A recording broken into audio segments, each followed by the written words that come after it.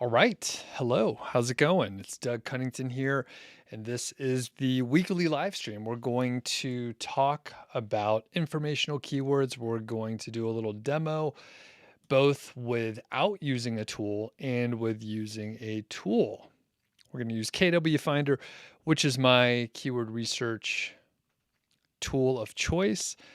Let me know if you could hear me out there in the chat. Usually it does work out, but it's always good to get a confirmation. Let me know in the chat if you can hear me, and let me know where you're from.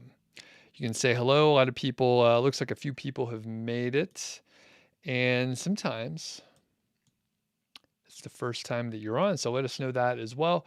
We do have Daniel on. We have Renzo. What's going on? It's the first time you made a live stream. We got Zach, Adrian, David as well. And David and Adrian are moderators, so thanks for their help. They'll keep order. And I was a little late coming in for today. I was moving some food around. I'm cooking some stuff for dinner. I have a smoker, so I was like smoking a pork butt. I had to move something around, and whenever I walk outside, our dog Georgie wants to come along, but I didn't want her to come along. But as I was opening the sliding glass door and then I was about to close it, she sticks her head out into it. So she sticks her head so that I can't close her head in there, and essentially blocking the door. So I was like, all right, you come on out. And I knew that it was going to take me a minute. And yeah, so I was just a little bit late, but I am here. And let's see, we have Richest Domain on too. Stuart, what's happening? Atik, DC, people can hear me. That's great. Abid, and we'll say Saful. All right, cool. Awesome. Good to have everybody on. And we'll answer questions sort of throughout. So if you have questions, feel free to ask. We will be going through a demo. So during the demo, I'll probably only answer questions which are specifically relevant. And then the rest will sort of hold till the end. And thanks for all the people that are watching the replay. Most people do watch the replay, and I see that and I appreciate it. And if you want to leave a comment, that's fantastic. I do get back to many of the comments, often not timely, but I do get back to them. A lot of times what happens is I'll hop in like once a week or every two, and then I'll reply to many others. So we'll get in there.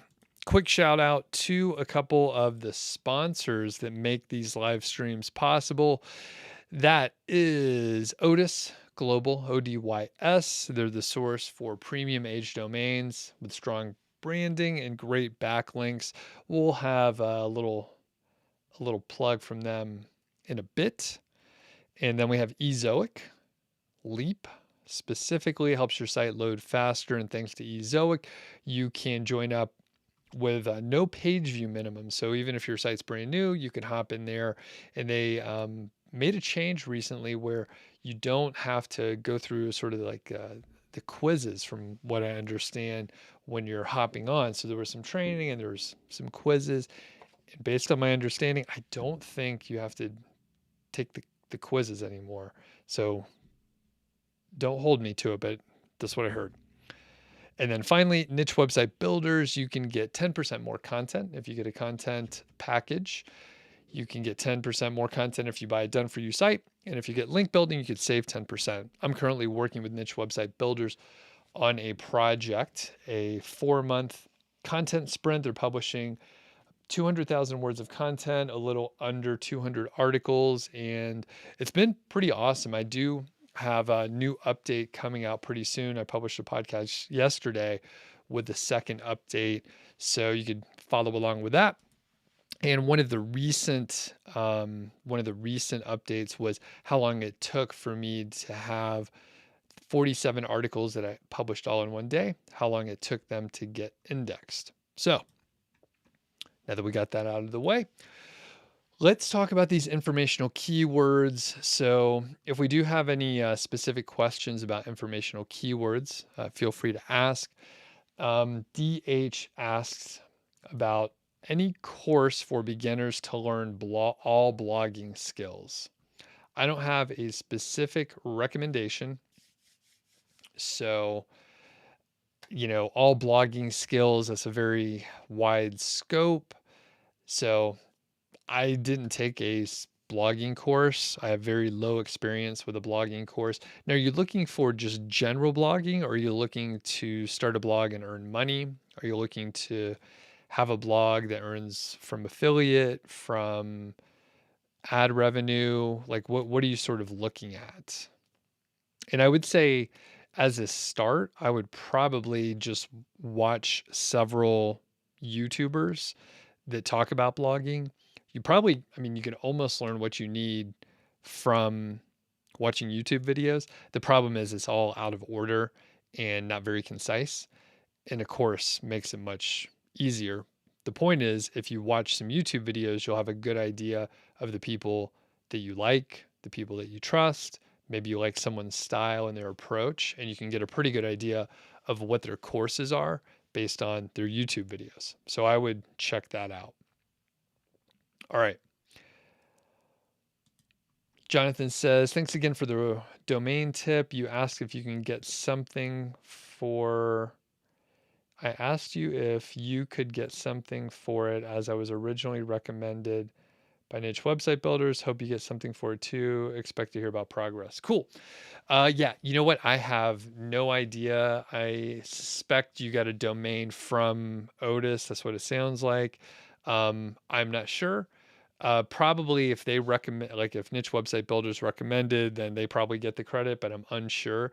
But one thing you can do, Jonathan, which is always helpful, is just straight up email the support people at Odys and just say like, hey, even though, I followed this link, just I followed Doug and I heard Doug talk about Odys, for example. Okay, cool. So I'm curious in the live chat and in the comments later, who is moving forward or publishing a lot of content that is information focused, and feel free to write, why you went information content versus sort of affiliate content and that sort of thing. So, informational content is great because there's so many keywords out there. That's number one. There's a ton of keywords in the informational area. And I've mentioned it several times. There are some niches that seem to have sort of an unlimited number of keywords. And I know we're on the early side, but in a few minutes, I will talk about a specific approach where maybe you're never going to run out of keywords. So there are these niches where there's sort of unlimited keywords. And sometimes I'll give a quick example that will help you sort of visualize and understand what it might be. But one thing that you want to stick around for is I will mention an approach that should be universal. It doesn't matter what country you're in. You could, of course, work on SEO for a different country than one that you're in, but it could be worldwide. It applies for many, many niches, not everything, but once you get the frame of mind, you should be able to figure it out. Now, the thing is, this is an approach that I was talking to a coaching student recently, and basically let me think of the right way to say this.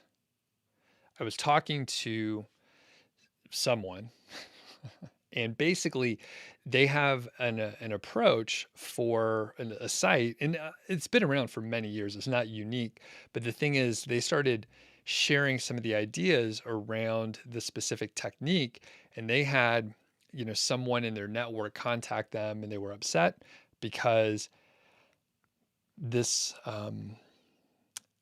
they were afraid that they were saying too much and they were revealing too much and they were sharing the quote secrets. And I thought it was just silly because number one, it wasn't a unique idea. It's been done for many years. A lot of people have talked about it already, but I thought it was funny because I keep saying the person, and there's multiple people in this story. So the person I was talking to was sharing their technique in, say, some Facebook group or some platform, right? And one of the audience members said, "Hey," on the side, they were like, "Hey, I don't like you sharing this because that's what I'm doing, and I think you're sharing too much." And to me, that's just like insecurity of they don't like, they already have a head start, they have a good technique they're using, but they're like, we don't want anyone to know. And I thought it was, well, I mean, they just wanted to sort of protect what they were doing and not share it. So, with that said, I'll tell you about that technique in a few minutes once we get through the demo portion. And you probably have thought about it, but you didn't quite know how to approach it. But I've seen it work many, many times. I've only done it on a small level with certain sites, but anyway, we'll come back to it shortly. The comparison, the sort of analogy and one example that I can give is, let's say, we Google this all the time. It's something to the effect of, we'll make it movies. All right, we'll make it movies, but it could be TV shows. And here's one form that should help you leap into the area that we're looking into. And that is like best movies streaming on, fill in the blank for the streaming service, uh, Disney, Netflix, Hulu, Amazon, right? Best movie, best comedy, best TV show, best bingeable TV show, right? So there's several different areas. The little problem with that is the streaming services change what they're streaming all the time. So it's not necessarily evergreen. It will change, but it does give you an opportunity to have a piece of content where you can update it pretty much monthly. And while that is a bit of a headache, if you rank that post and you always keep it up to date, it is a good source out there. So instead of having to publish like, you know, 2,000 articles, maybe you have 100 really good articles that are always kept up to date because the information changes. So that's one area. Another one in the same entertainment area would be just movies, like best movies for X. And maybe it's like best golf movies, best comedies, best um, 70s movies, best directors movies, blah, blah, blah. So there's all these different areas. And again, what we're looking at is sort of unlimited keywords because there's a shitload of movies that have already been made. There's a bunch of TV shows, and there's always new TV shows and there's always new movies coming out. So you have basically just evolving content. Sometimes there's a cult classic out there, and there's all these different genres, and there's a ton of independent movies too. So you're in a spot where maybe you're not going to run out of keywords ever. The other portion, and thanks everyone writing in about their keywords here, or not their keywords specifically, but if you're approaching informational keywords, keep that coming. I'm going to come back and read those in just a minute here. And if you are watching the replay, feel free to leave comments as well. With informational keywords, they're usually less competition, and there seems to be just these crazy long tail keywords. Again, sometimes an unlimited amount because they're so obscure, they're so specific. And you can, I mean, once you figure it out for your niche, and it doesn't apply for every single niche, but once you figure it out for yours, then you never have to worry about keywords again. I recently interviewed Christy, who I've been working with on a case study for a few years now. And basically, she did keyword research in the beginning and probably for the first year just kept a log of topic ideas that she had. She told me in the most recent interview, which I think comes out soon, I can't remember the schedule, she won't run out of, she already has too many keywords. She hasn't even looked back at the list and she has so many keywords already. So she's going to end up being able to write for several more years, and she hasn't even done more keyword research and idea generation. Caveat is she did do some competition analysis and looked at what was popular on other sites, but it's something she's passionate about. She's in the niche, so she knows the things people are thinking about. She has conversations with people all the time, so she understands what people are searching for and different problems that she can help solve and provide information about. So, because many of these are lower competition, long tail keywords, they just rank faster. Of course, you might not get as much traffic on each individual post, but in aggregate, you get a lot of traffic.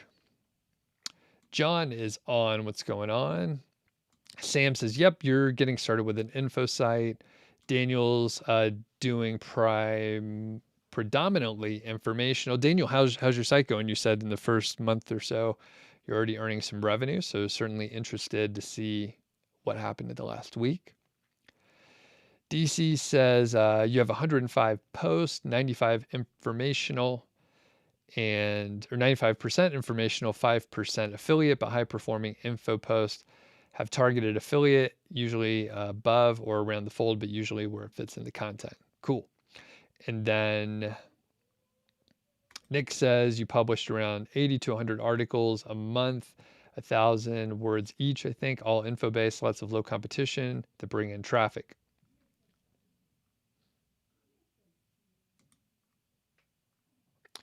Nick says, how many views per month per article do you receive on average?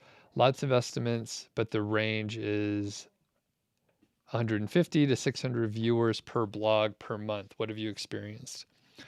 It's all across the board, right? Most of the time, people will end up with a couple posts that get a lot of the traffic. If you do this long tail approach, you may end up with just a couple visits per day on these articles, but maybe you have like Charlie, who I've interviewed a few times. He has like, 1,000 or 1,500 articles or whatever on his site. So if they just get, a couple visits per day each, you end up with a pretty decent amount of traffic and plenty of revenue to back it up. So what have I experienced? A wide range. In the average, I've never calculated it specifically. Your range of 150 to 600 per blog post per month. That's reasonable.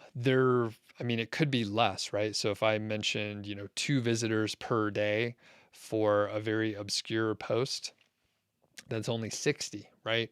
It could just be 1. Sometimes you publish something and it really doesn't bring in any traffic for a while, like 6 months or a year. I was doing an interview earlier this morning, and it was with Monica Lent. It'll come out in a few weeks here, but she was talking about a post where she basically didn't get any traffic for about 2 years, and then it started ranking in the top 10. I'm not sure if it was number 1, but it started ranking where it was getting a significant amount of traffic, but for 2 years it did nothing.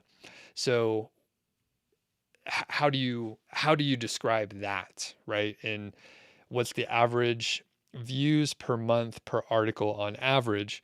Well, if you look at the first 2 years, maybe that article skewed really low, but then once it starts ranking, you get a lot more. So it's hard to say overall. And you said you have 80 to 100 articles. And actually, so Monica's site that we talked about, it has 120 articles. And I think she said it gets about 100,000 page views per month. The thing is, she's making over 10K per month, pretty healthily over 10K per month from the site. So I was going to say, if you're not subscribed to the channel, you may want to subscribe so that you can see whenever that interview with Monica comes out. Okay. So a lot of pros for informational keywords. The last one I'll give before we get to the demo section here is Google has been releasing some of these affiliate review updates. They are not specifically like core updates, but they do have a pretty big impact on some sites that focus almost purely on affiliate content. And some that maybe aren't solely focused, but maybe a site gets a lot of traffic to its affiliate post. And if there's some churn because of this algorithm update, and there've been several of the Google affiliate review algorithm updates, they can impact the site quite a bit. So it's something to keep in mind. And I know right now it's very popular to aim for, informational, low competition, long tail keywords, which is precisely why, we're doing another video on it and a quick demo. So we're going to, first look at not using a keyword tool, and then we'll use KWFinder. The demo I did recently with without using a keyword tool and just using Google was very popular. I mean, people like to not use tools, and it removes some of the complication, right? You're not looking at search volumes, you're not looking at any other data, you're just looking at a set of keywords, or you're doing some searches, which we'll go through, and then you'll end up with in a spot where you have plenty of keywords. So, okay. So if you do have any questions around keyword research, let us know, especially around informational. And I'll come back. I am marking any question here, and I'll come back and answer the ones that aren't about keyword research at the end. A quick update from Daniel. So Daniel says you have 20 of 150 main keywords in the top 100, 5 of 150 in the top 30, and 2 in the top 10. Impressions are rising daily. No income in the past week so far. And Bashiro is he's being mean to me, and he says, Doe, he messed up my name, number 1, and he says that I say a lot without saying anything. Wise words, kind, very kind. All right, let's get into it here. So I need to share my screen, and let's just make sure I don't have anything up specifically, because I can't remember if I did this correctly earlier and set this up. All right. Boom. And I think I can just share this one. Okay. So does anyone have a specific niche we want to look at? It's always good to just do it randomly here, thinking on the fly. John says,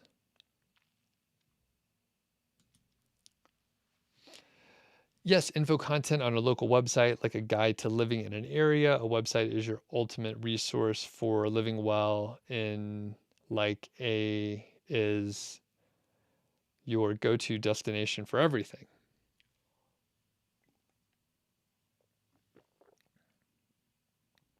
All right, cool. So I think we'll probably get someone. Let's see. Okay. No one's recommending anything specific, so we'll just we'll look up something random, something that I haven't talked about recently, because last time I think we talked about like astrophotography or something like that.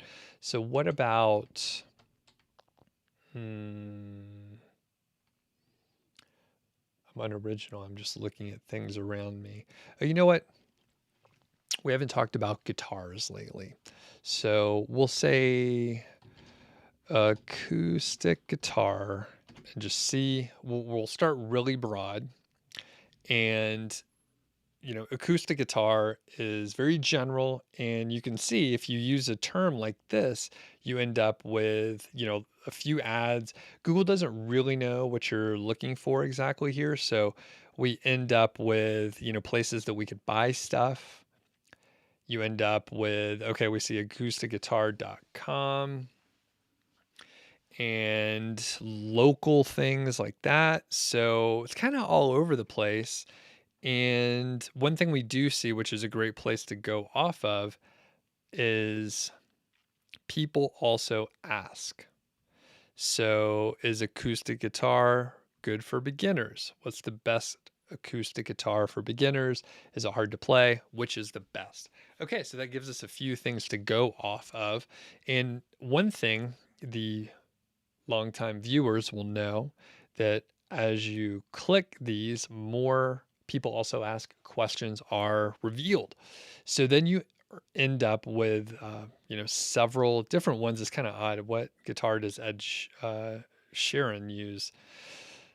Which that's pretty specific. And while he's, I don't know him very well, but if someone was like, name some guitarist, it sure as shit wouldn't be Ed Sheeran. I don't know. That's just me. I'm thinking like Slash, Jimmy Page, David Gilmour. I mean, I was going to say I'm dating myself, but I think, that was like before my time anyway. Okay.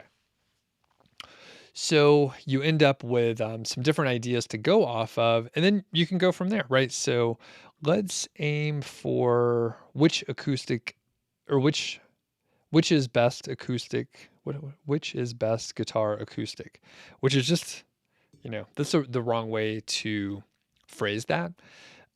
So one common question is, if you do find a keyword that has grammar or words or grammar that's wrong or words that are out of order, you should fix it, right? I couldn't even read this correctly.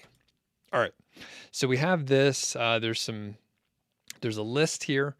These are, this is from Guitar World, but what we can do is just click, the search for which is best guitar acoustic.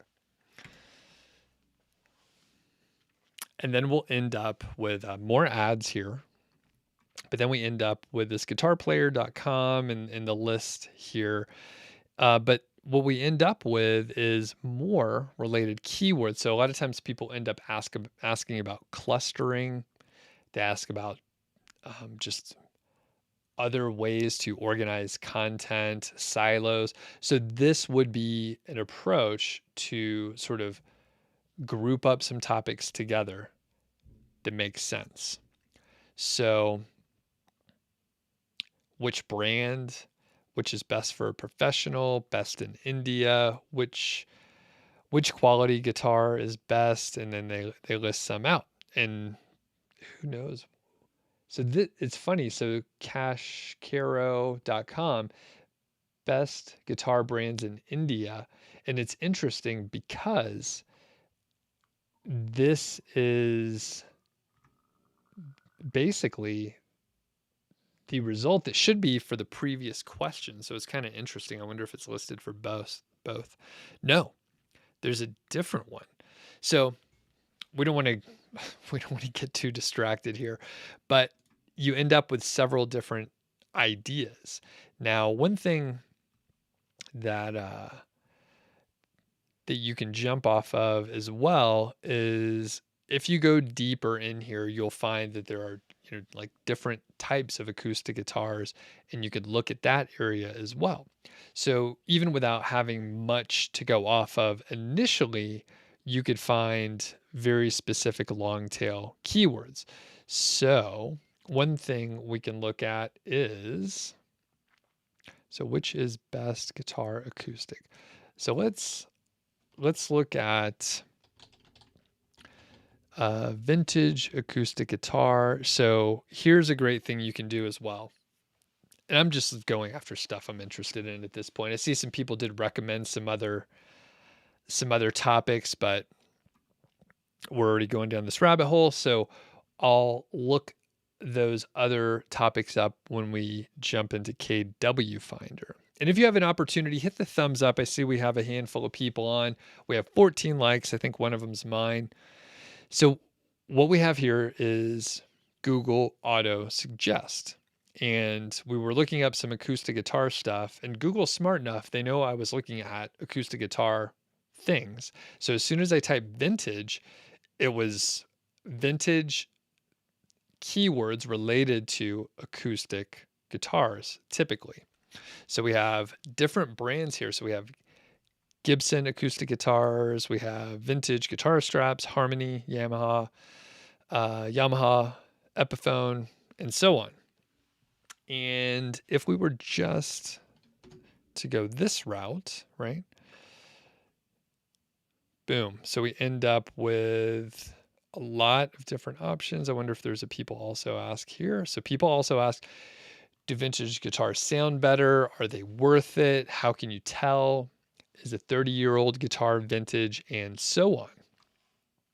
So from here, I wonder, one other thing you can do is just do another space, and we end up with a handful of other keywords all around vintage acoustic guitars. And I wonder if we do verses. So not as many pop up if we do verses, but what if we'll say acoustic guitar, and then we'll say Martin verses. So we end up with a handful here.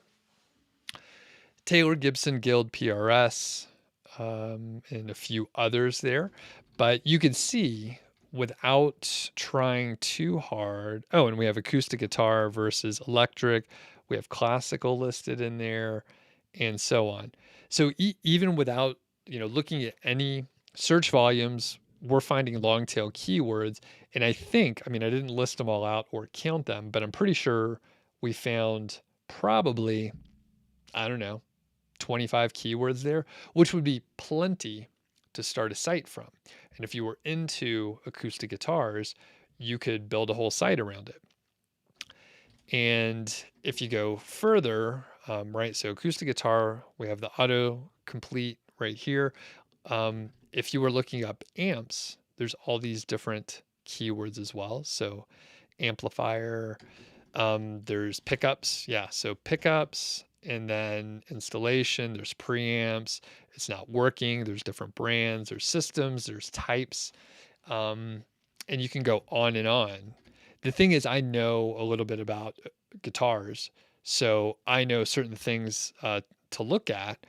But if you find something that you know a little bit about, you would also be able to come up with all these different little pieces. One thing I struggle with here is humidity and acoustic guitars, because it's very dry where I live. And if you let it get too dry, your guitar will crack. And I was over at my friend's the other day, and he was like, yeah, there's like 2 cracks in his guitar. They were like big, they were big cracks. I think, it's an old beater guitar, so he didn't care too much, but I have a couple nicer ones, like the one behind me, and I keep it in the case most of the time. And there's like a little hygrometer that tells you the humidity, so that I can make sure that I keep it at the right level.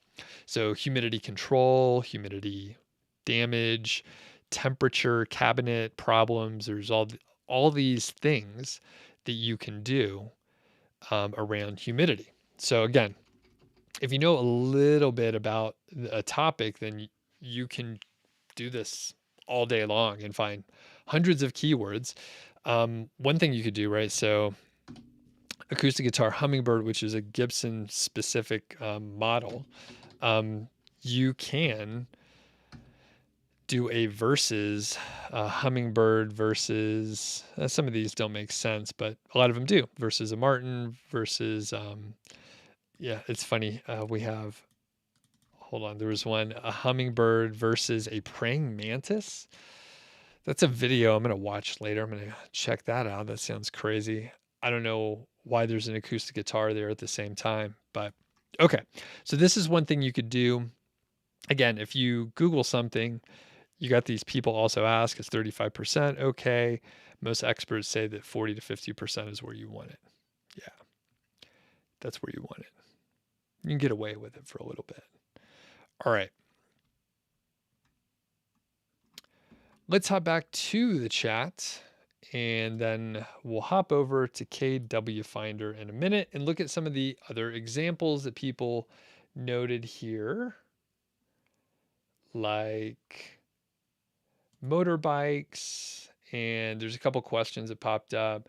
Robert mentioned something about restaurants in Petersboro, which I'm not sure if that was an informational topic idea or not. I mean, I think that is the keyword, right? All right, so let's hit some of these questions back here.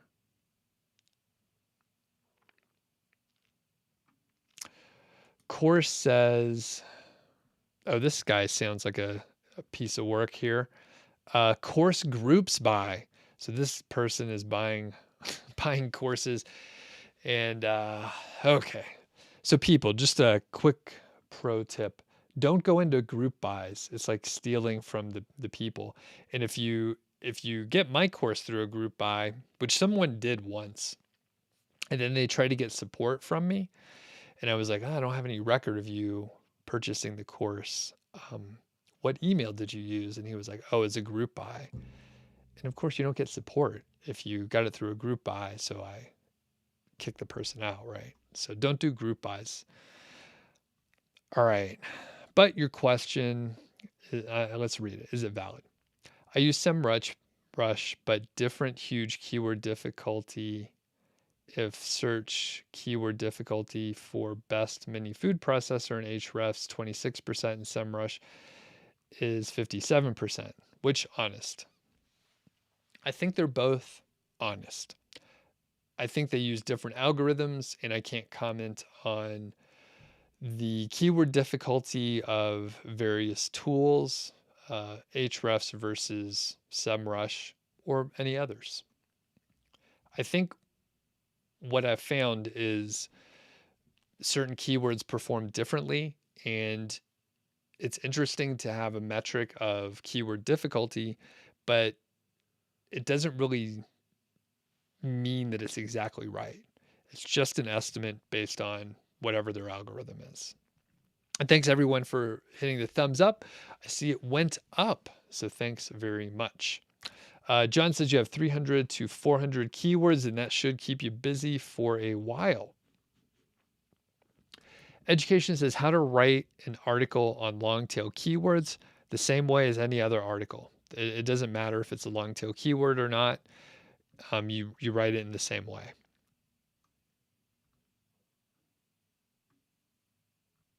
And John says you're using low fruits keyword research and local know-how. Cool. I haven't used either one.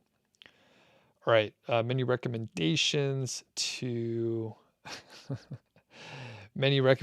for another niche. So we'll check those out. Someone mentioned how to make dough speak, which is interesting. And that is certainly related to the bread making niche. So they all tie together. I like that.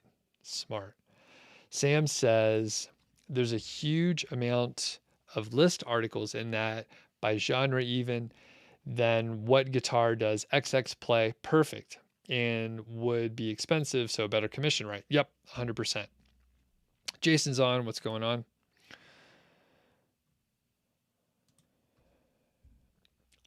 Shad says, when targeting a keyword, can you outrank a forum post which ranks high? The answer is yes. And sometimes a question like that, actually, let's dissect this question. Basically,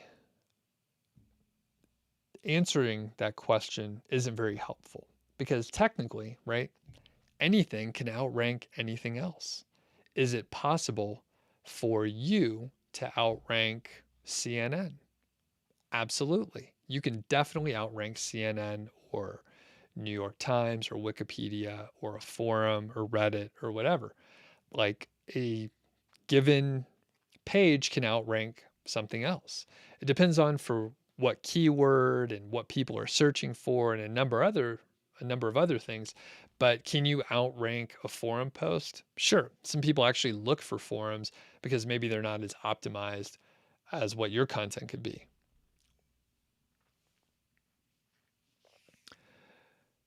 Gamer says how to sell banner ads of our website.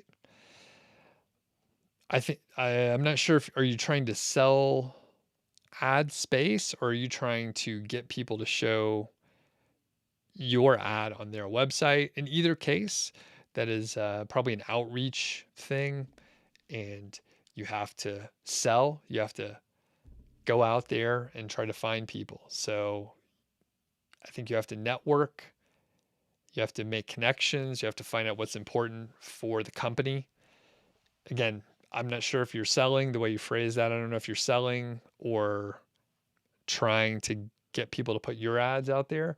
But I suspect, if you're trying to get people to put your ads on their site, if you're having trouble, then it might not be a good match or you may not be paying enough. Okay. So let's hop back over to screen sharing here and we'll hop over to KWFinder. Actually, there's a few more questions coming in a second here. So why don't I answer a few more questions, catch up. I'll roll an ad to let my voice rest a minute, and then we'll come back and we'll do the demo for KWFinder. And after that, then I teased you all with sort of this technique, this approach that, like I said, someone was a little upset that it was going to be revealed out there, but it's something that people have done for a long time. Afnan says, top recommendations for finding internal linking opportunities. So I think really the best way to do it is to understand the content that you have on your site and just look through and try to find the topic areas that fit together. If you want to help yourself organize things a little bit, maybe you can use tags or categories to help group things together, and then you'll feel pretty confident about the linking opportunities inside that category or tag or however you're organizing it. If you are doing like keyword research like we were before, you may start with sort of a broad area and then find these subtopics. And then from there, that those are good internal linking opportunities. There's a tool called Link Whisper, which I've used for really since it came out. And it varies, in my opinion, like how well it shows good link opportunities. I think if you organize things in a strategic way using tags or categories, you end up with better suggestions. So that's one way to do it. Okay, so I'm gonna hop back and let's get back to the keyword research. So most of these questions are not they're not related to keyword research. So let's hop back. We're using KWFinder. I see someone asked about the best tools for keyword research. I don't care. They're all fine. I use KWFinder most of the time for pure keyword research. Some people like other tools, but really it doesn't matter that much. It really doesn't matter that much. And one of the moderators, no, I think we're okay. Okay, so some people recommended, what was it, like the bread niche, bread making niche. Okay, and then we also actually Daniel recommended motorbike initially. Which do you mean motorcycle? I think we call them motorcycles here.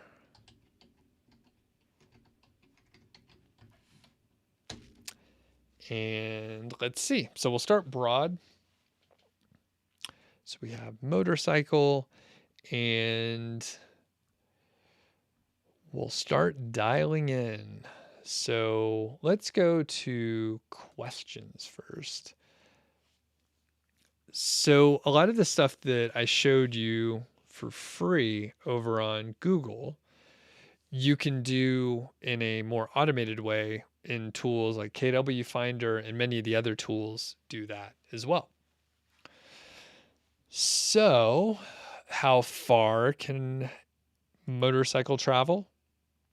So here there's a KD number of 18, so that's fairly low. How far can motorcycle lean? How far is the motorcycle from the car when it reaches this speed? That's a weird one. I wonder how that even showed up.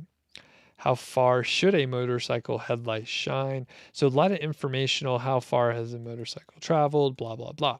So really, when you hop in for many of the tools, you can go to questions, and that's a great way to find informational keywords. So a lot of times these start with how to. This one, a lot of these are how far, and a lot of these are informational. So some of these are tougher, right? Some of these stats, right? How many motorcycle deaths per year? That's pretty high, pretty difficult. And I mean, the fact is, most people wouldn't have that original data though.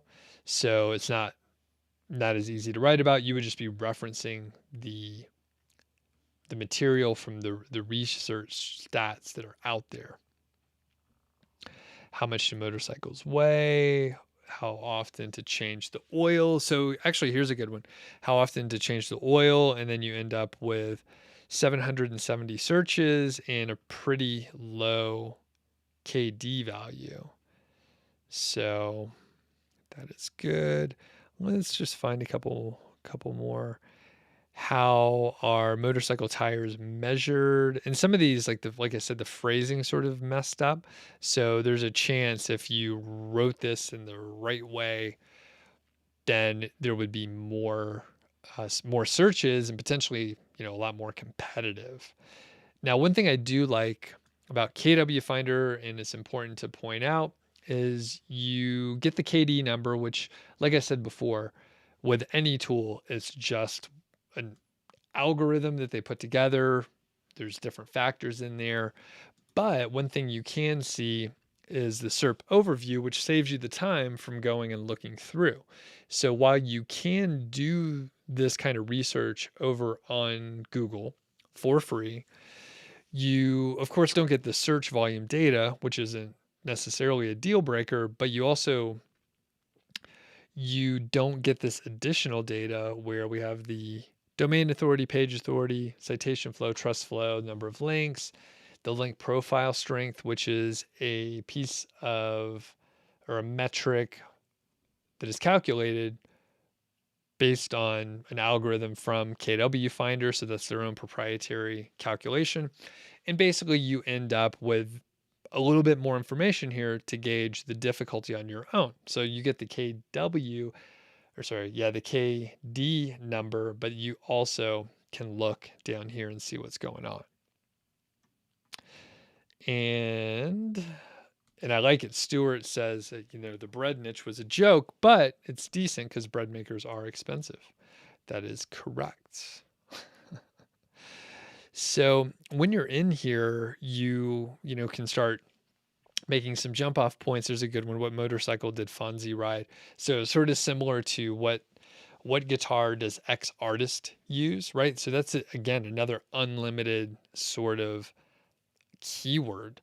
There's many artists out there, and actually, quick side note, I've been taking guitar lessons, and my teacher is, she's an artist named Christina Vane. And if you search her on YouTube, you'll find her videos, but I never asked her specifically, like, hey, what guitar do you use? I knew she had a National, but I didn't pay too much attention. Like I said, when I took lessons, I wasn't like, hey, what specific model do you have? But she was on Paste. It's you know what? I don't know what they do, but they have live performances, Paste, on YouTube, and she was there like a week ago, and the host asked her about her guitar, and it was like a custom deal. So pretty cool.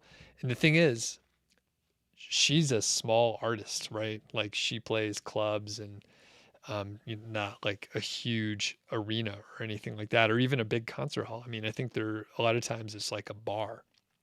So people are curious about all these different artists out there. So you really could go deep and have a whole website about like what instrument a specific artist uses, and have, tons and tons of content.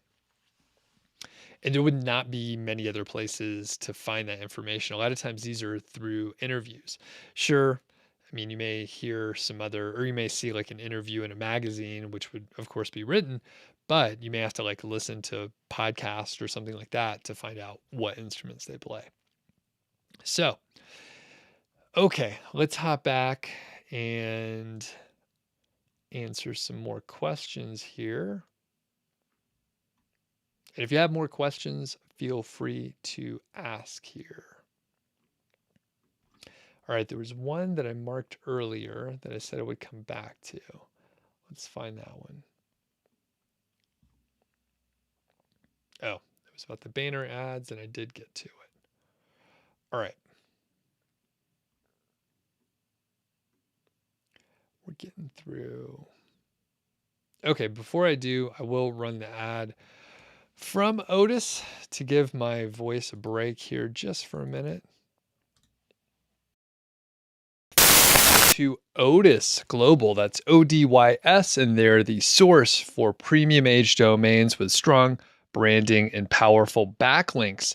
The featured domain for today is We Love Vodka. That's W, not V, so Vodka. And it was a domain for a popular Polish brand of vodka. And I guess it wasn't too popular because they don't have it anymore. I don't know if the company is still in business. This domain was created back in 2010, so it's 12 years old.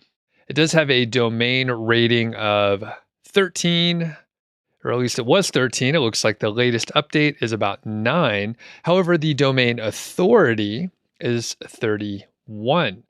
And it's a very brandable domain. And I think one thing you could do with this one is basically have cocktail recipes on the website and probably different uses for vodka. Of course, you're consuming it in each case, but you can have cocktail recipes and some other ideas.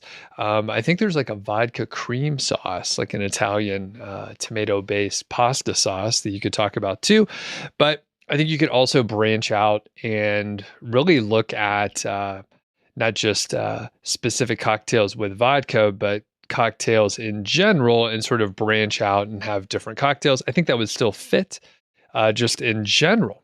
The other piece is you could have some affiliate deals for some affiliate offers for specific, probably on Amazon, because there's so many different items over on Amazon, but you can get just things that you need as a mixologist. And if you wanted to take it a little bit further, I think you definitely have an opportunity to maybe like interview people in the industry. So whether it's bartenders or mixologists or other people that specialize in cocktail making, it would be sort of the perfect way to get other people on the site. You could interview influencers from, say, Instagram or YouTube or whatever, and have a lot more content and a lot more unique content as well.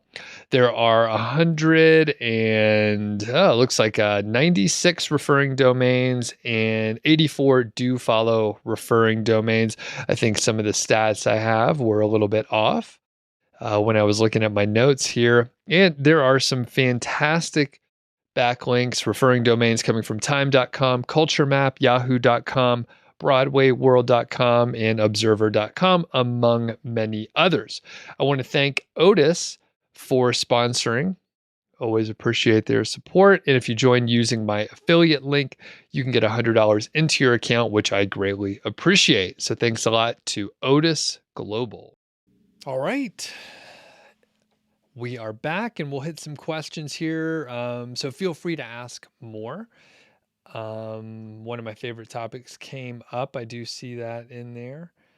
All right, so we're going to hop back, and thanks for your patience. Like I said, I try to answer the questions that are related to the topic, but sometimes I go off on a tangent, and then I got to reel it back in. DC says, how do you feel about analogies to explain a more complex topic through an article? I think that's great. It could be great for the user, but analogies can be off the subject, and search engines may see it as less relevant. So in cases like that, I recommend you think about the end user. And if it's more helpful for the end user, then don't worry so much about the search engine. The topics may be a little bit off. I understand what you're saying, but I wouldn't worry about it, because if it works well for the visitor, that should be your main focus. The problem with, let's say you have a great analogy to help someone understand something, but you don't put it in because you're afraid the search engine isn't going to like it. Well, then you're not helping out the visitor, which it should be generally the goal of the search engine as well. So in the long run, it should pay off, even though maybe in the short term, the search engine doesn't quite figure it out. All right, quick note. So more questions about keyword research tools. So I use KWFinder. You can save 10% if you use the coupon code in the description here. You can just follow the link. I'm not sure if it's applied, but the coupon code is in there.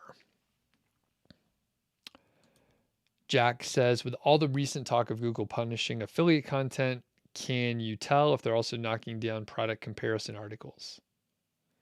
I can't tell, but my assumption would be product comparison articles are affiliate content. So I would say generally it probably fits in the same area. That said, it could be a very, well put together article that isn't as focused on like selling something. Maybe there's no affiliate links in there either. I don't know if that comes into play. So one thing we were looking at before is a certain product versus another, like a certain acoustic guitar versus another one. And I mean, that could be a post where it really looks at something different than like choosing the guitar, and it's just comparing maybe the shape or something like that. So it's not necessarily product focused. So I can see that it is on the edge, but if it is what you're asking about is a product comparison where it's product X versus product Y, and it's built for affiliate conversions, I would say that falls into the same category as affiliate conversion, affiliate content, affiliate reviews. All right, someone asked about a WordPress theme. I'm kind of the same as like the keyword research tools, whichever one you want, it doesn't really matter. I use one called Thesis. Some of my friends have one called Popcorn if you're doing affiliate content. What I wouldn't use is a page builder. A page builder is terrible. In fact, someone just emailed me in the past week. They bought a site from, actually, it doesn't even matter. I could mention a specific company and I would have no issue mentioning them specifically. But if I don't say it, then everyone will assume it's whichever one you're thinking, which actually is, that does even more damage probably, because I won't mention it and everyone will assume it's whichever one is in your head, which is kind of funny. So it's a done for you site company, and they used Thrive Architect, Thrive Content Builder. And there's like a hair, it's like a Georgie hair stuck to my nose or face or something like that. Sorry. And basically, the person wanted to move off of Thrive because they thought it was really slowing down their site and they didn't want to use it. They wanted to move to a simpler theme, and they were trying to figure out how to remove Thrive once it's in there. And I mean, there's no good way to do it. It's a lot of manual stuff. You can maybe try to take a couple of shortcuts, but it's a real bear, and you basically get nothing out of it, right? So your formatting might look a little bit fancier, but from a conversion standpoint, it's not helping. Number one, you're getting the person is getting zero traffic. But this company used the Thrive, and they use a template, and it's really easy for them to just like recreate a site and then just like plug in the new content and use the same template over and over again. But the template is a piece of shit, and it's really hard to not use that theme anymore. And it was really easy for them to manufacture the site and then sell it for way more than it's worth. And I don't like done for you sites. So that said, WordPress theme, it doesn't really matter, but don't use a page builder. You'll thank me later. And there will be many people that say, you should use a page builder. It's not so bad, blah, blah, blah. Doing something so that you have some flexibility in the future is really powerful. And if you use a page builder, maybe you use a page builder that isn't that slow and it's really clean and you're doing a couple things that you think are really important now. But if you want to switch, and there's a great cost from migrating from one implementation to another, it makes you sticky on that particular platform or page builder or whatever. And it sucks because it's going to take you like a month just to migrate over and have a simpler, more minimal theme, for example. So if you can make decisions so that you have options in the future, it's a really good idea. All right, good question here. Shad says, how do you structure articles that have a lot of how-to questions? Do you fill articles with questions with an H2 tag, or do you write an article for each question? So you could do H2 or H3 or whatever, but I would say H2 or H3 makes most sense for the formatting. As far as whether you should write an individual article for each question or include them together, this is, again, one of those where you want to take a step back and think what would make the most sense for the visitor and what would be most helpful for the visitor, and don't worry so much about the SEO of it. The good part is you can pick one. You can put the questions in the main article, or you could make them separate. Either one would be fine. Again, try to think about the visitor and if it's more helpful as a separate article or included. But the thing is, you could always change your mind. If you're like, this isn't performing as well as I think, you could just move it to the other way and then do a 301 redirect. And I mean, you can go back and forth, right? So if you make a decision on something, it doesn't mean it's permanent. You could always change it, but don't get hung up on it. Alminter says, is AI Writer like Jasper and Write Sonic good or can't ranking? Stuart says there are no shortcuts. Okay. So me personally, I am not a fan of the tools. I think Alminter is new here because basically it's a running joke that someone will ask about AI content a few times during a live stream. So you're new here. So I'm not a fan of them. They can rank, and in fact, I'm going to be interviewing Bennett. Does anyone remember Bennett? I talked to him earlier this year. He's a college senior. I think he may have graduated at this point in time. I think he graduated out of Ohio State, if I remember correctly. And he didn't choose a niche and wrote articles about random different high ticket products and was earning, I can't remember how much. He was earning over $1,000 a month. I think it was about $2,000 a month, maybe $1,900 to $2,000 per month for about the last year. So again, if people are not subscribed to the channel, subscribe because I'm interviewing Bennett today. I think his revenue skyrocketed like weeks after I interviewed him. So he's making like 5 or 6K. The guy's like 22. He's 22. So he's making like 5 or 6K per month. And he's starting to use an AI tool, and he's found very low competition keywords. He's using the AI. He's writing okay articles. He's not proofing them. He's just publishing them. And then he has a little bit of a strategy to go back and optimize. So I'm going to chat with him. And the thing is, it's a brand new site, like a month or two old, and he's starting to rank in the top 10 for terms. So he's just trying stuff and it's working out. It's absolutely insane. So do the AI writers work? I don't like them. I haven't used them in a while. I always make fun of them. My friend Alex has had good success over at WP Eagle. And tomorrow, Alex and Mark and Adam and I are going to do a live stream on my channel for the Niche Lifestyle Show. So that's 8 a.m. tomorrow morning, Mountain Time. So, check it out. It's scheduled already, so you can like set a reminder. And I'm going to hop back and answer more of these questions. I see Poppins World asked something. So before I get to it, I teased everyone with that sort of technique. So basically, it's approaching local search terms in a systematic way.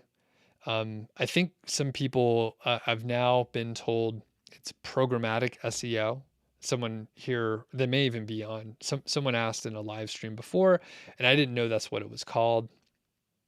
People can take a programmatic approach and make this a little easier. But here's the gist of it. And I've had multiple friends create these types of sites. And again, you almost end up with like an endless amount of content. You can use a pretty templated approach. And if you have a programming or database background, you probably can do this in an automated way. So here's the main idea. We'll use golf courses as an example. So there are many golf courses all across the country. And essentially you're putting together a directory type website. There are, hundreds, tens of thousands of, there's hundreds in like each maybe county or state, depending on like what state and county you're in. But there are, so many tens of thousands of golf courses. And if someone is like traveling, they're trying to find a golf course in a specific area, they're looking for information. So if you put together such a directory, there's tons of content and you can rank for that, of course. And it's very long tail. Some of them are really obscure. You can go a step further, right? So a lot of us are thinking about display ads, but really you can sell ads directly to the companies. You can partner with maybe golf pros, right? So that's a whole other thing, right? People want golf lessons, and you can hook up the golf pros with ads on your website. So that's just one aspect. You could also work directly with the courses and so on. There's all these different people that are earning money from the golf course, and you can partner with them in some fashion. It may not be obvious. You may start such a project with certain ideas that turn out different. But with many things, once you get started, these opportunities will show up and you'll realize, oh, maybe I should, look at this. Maybe I should think about partnering with this, vendor that I didn't even know existed. And it ends up being, really profitable, and you can sort of spread the risk, right? Because you're not just earning from one source, you're earning from all these different sources from, different geographies. You could negotiate the terms on your own. So you don't have to necessarily work with a display ad company and just with whatever they give you. You cut out all the fat there, all the people that are taking their cut. The harder part, right, is you have to figure out how to reach out to those people. You have to figure out what's important to them. You have to negotiate the deals and manage different individual contracts. Now, one thing that could be cool is if you find a company that has locations all over, right? So maybe a company, a big sort of conglomerate owns, 500 locations across the world.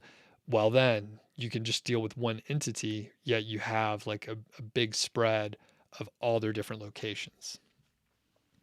And like I said before, I mean, you can approach this in a systematic way, a programmatic way, where maybe you have a database of information, and then you could just pull that information to put together the website. And there's many different ways you could do that, which I don't know how to do, but beyond the scope of what we're talking about today. Okay, so let's hop back to the questions. We probably got a ton of them. Hit the thumbs up if you have the ability to. Poppin says, is it still worth doing Amazon affiliate? Because if we target long tail keywords and spend a lot of money on content writing, then after we don't cover expenses on content due to low commission rate. So the answer is yes, it's still worth it. You are right, but the scenario that you've outlined is the same for anything that you will work on. So you can work on something, and if you don't cover your expenses, then you lose money. And basically, Amazon is very easy to get started with. The commission rates can be lower. However, the volume that Amazon sells is very high. So oftentimes people make up for it. And I mean, I know people making tens of thousands of dollars per month from Amazon, even after the commission rate changes. That's not to say, I mean, if you want to spend time in a different area, I don't blame you, right? I mean, there's many different ways to make money online. And if you feel like there's a certain area that's riskier than others, or you don't want to, take the risk because of the lower commission rates, then that's fine. You can certainly just do, I mean, that's why we covered informational stuff today, right? Informational keywords. Maybe you just publish informational content and just get display ad revenue. All right. Rich's Domains talks about many different kind of breads. Constantine says, what is it like to have a 5 million word blog and expected income? So there's no way to really give a good answer on that. It depends on how you're monetizing. So I was just chatting with Monica Lint. I don't want to give away the full interview, but if you've stuck around for how long? This is an hour and 15 minutes here. I can give you a little bit. She's earning over 10K a month, healthily over 10K. I think she said around 13. And she's making 25 to 30% from ad revenue, and the rest is from affiliate. And I think the Amazon affiliate revenue is about something like 10% of the overall affiliate revenue. So she has a pretty wide spread. She only has 120 articles. She didn't say how many words she has, but although, 5 million words is a lot, expected income, it depends on how you monetize. So you can earn a lot more from affiliate revenue. Usually it just pays more. It pays more. There's less waste in the affiliate model just because advertising is like, showing an ad and then someone has to convert and buy the product for it to pay off. But with affiliate, the person made the purchase and you get a commission. So I would say if you had, 5 million words, you could earn thousands per month, probably. But I've definitely seen sites that have hundreds of articles and, they're making $50 a month because the content is shitty.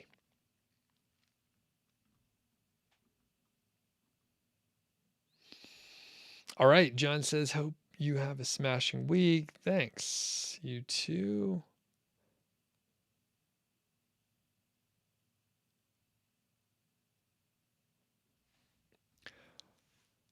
All right. Let's see here. There's someone who keeps asking a question. I'm not going to answer it. Oh yeah, learn Medicare billing says you emailed me last week. Thanks. And I did see it, but I haven't had a chance. I got behind on email and I'm just a little slow with it. Let's see here. And I do see, hold on one second. Boom. Okay, so Moosewar. Thank you. Okay. Steven says AI is tough to program. You have to seed it with so much good content examples that you would lose the benefit by the time you had to publish.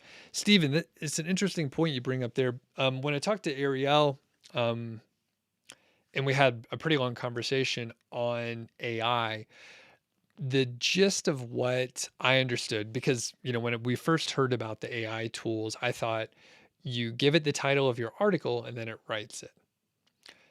I couldn't even, when I tested this, it's been like a year and a half at this point. But when I tested it, I couldn't even get one paragraph that made like a lick of sense. I mean, it was garbage.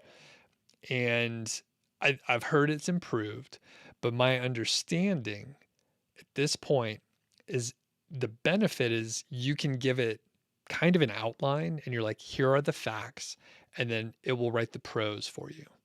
So it can't do much from what I understand, taking it from a person who hasn't used it. And this is the danger, right? So someone asks, and then I start talking about stuff I don't understand, but I mean, people listen. And it seems to be very divisive. People are like, oh, Doug, you're a piece of shit because, you don't like these AI tools. But people keep asking, and I just keep talking about it. So, and like I said, I'm going to be talking to Bennett, and then the interview is going to be coming out soon where he is starting to get rankings and traffic through AI content where, I mean, we're going to go through the techniques and stuff. In fact, I'm going to have to go in a few minutes here because he's going to be calling in. All right. Learn Medicare says directories are great because the user generated content as well. Awesome. Oh, Stefan says you're the one that mentioned the programmatic like a month ago. Have I started getting into it? No, I haven't gotten into it. I at this point,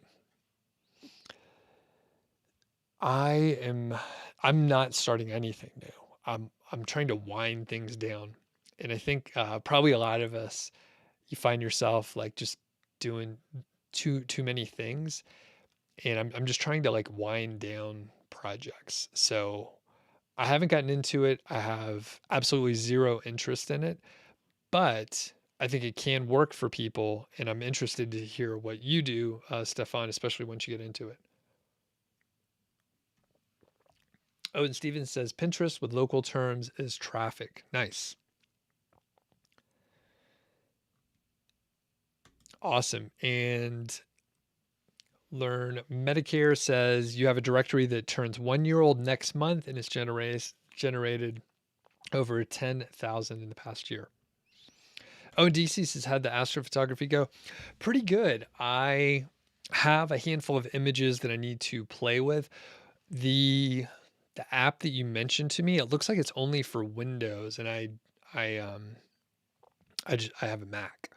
So one thing that I did play with, and I'm not sure how well it will work out overall, but I have a Canon. RP, and there's a setting on here where it will actually take, I think, up to 9 images, and then it will stack them in the camera. It takes a minute or two, takes a few seconds, but it'll stack them together, and basically, it aligns them, and it does it in an additive way. It's a multiple exposure situation. So it doesn't it doesn't stack them on top of each other. It adds them on top. So you end up with like a pretty cool image, but I haven't edited anything yet. And then of course I also took several images, that I will be able to stack. I haven't found the software. I thought about testing one, but it went well overall. It was a little cloudy, a little hazy. There was a lot of dust in the air, but it turned out pretty cool. So thanks for asking. Last question here, and then I got a jet. Have I seen anyone do well in the automotive aftermarket? If so, examples. No, I don't know anyone specifically. I mean, I have seen aftermarket sites, but I don't know anyone that has done it. But if you go and just start looking, you'll be able to find them, and you could find your own examples. I don't know off the top of my head though. Yep, I don't know.